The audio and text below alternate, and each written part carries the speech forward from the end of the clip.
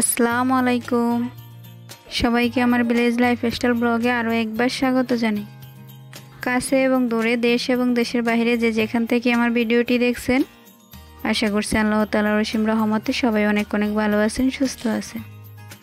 আমরাও আলহামদুলিল্লাহ ভালো আছি। আপনাদের সাথে আছি আমি শাহিনুর।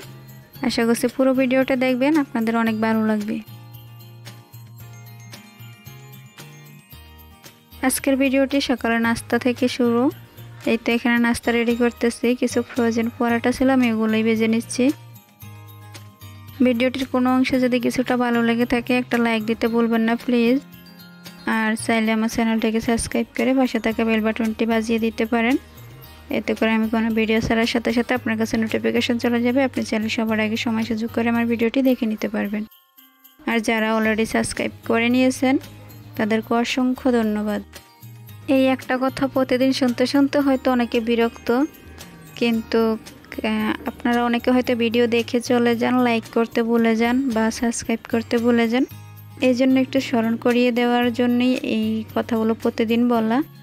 সবাই একটু পজিটিভলি নেবেন প্লিজ। আজকের সকালের নাস্তা খুবই সিম্পল। পরাটা, আলু ভাজি, 1 কাপ চা, একটা কলা, এই হলো আজকের সকালের নাস্তা। ভালো মন্দ মিলিয়ে সকালের নাস্তাটা সেরে নেই। প্রতিদিন যে ভালো খাই তাও না, আবার প্রতিদিন যে একদম খারাপ খাই তাও না। তবে সকালের নাস্তাটা একটু ভালোভাবে করতে চেষ্টা করি, যদিও হয়ে ওঠে না সব সময়। আমার এই কথাগুলো বা আমার এই ফিলিংসের সাথে হয়তো প্রতিটা মধ্যবিত্ত পরিবার পরিচিত। সবারই হয়তো একই কাহিনী, হয়তো কারোটা একটু বেশি, কারোটা একটু কম। তবে যেভাবে আছি আলহামদুলিল্লাহ, আমি যে অবস্থানে আছি সেটা হয়তো কারো কারোর জন্য স্বপ্ন হতে পারে। অনেকে হয়তো অনেক লড়াই করতেছে আমি যে অবস্থানে আছি ওই অবস্থানে পৌঁছানোর জন্য। আমি শুধু নিজের কথা বলতেছি না, আমরা সবাই হয়তো যে অবস্থানে আছি ওই অবস্থানটাতে আমাদের থেকে যারা একটু নিম্নমানের আছে তারা আসার জন্য অনেক চেষ্টা করতেছে, অনেক সংগ্রাম করতেছে। সবশেষে একটাই চাওয়া, আল্লাহ তাআলা সবার মনের আশা পূরণ করুক, সবার সব চাহিদা পূরণ করুক।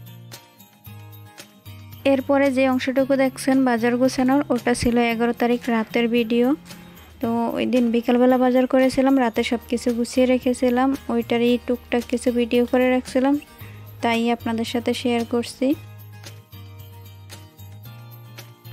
মধ্যবিত্ত ফ্যামিলির বাজার হয়তো তেমন আহামরি কিছু নেই এখানে, তারপরও আমি যা করছি তাই একটু শেয়ার করলাম আপনাদের সাথে।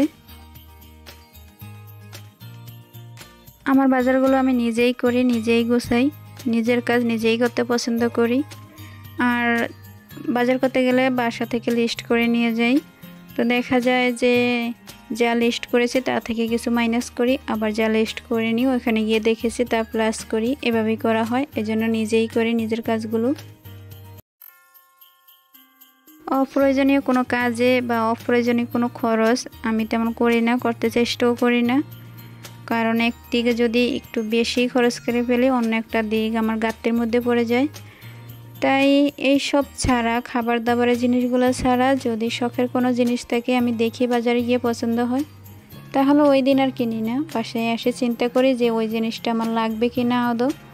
যদি লাগে তখন কিনি, যদি না লাগে তাহলে অ্যাভয়েড করি। বেশিরভাগই অ্যাভয়েড করাই হয়।